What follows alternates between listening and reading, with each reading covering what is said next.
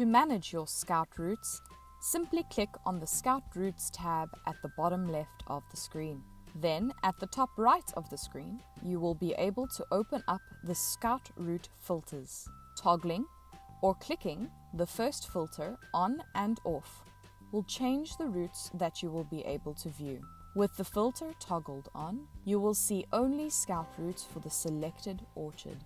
If you toggle the filter off, you will see Scout routes set up for the entire farm. Toggling the second filter on will allow you to view Scout routes that have been completed.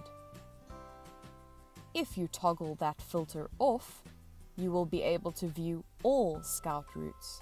Again, if you would only like to view the Scout routes for an individual orchard, toggle the first filter on. For more assistance with the Aeroview app, we have an array of different support videos to help you monitor and protect your farms.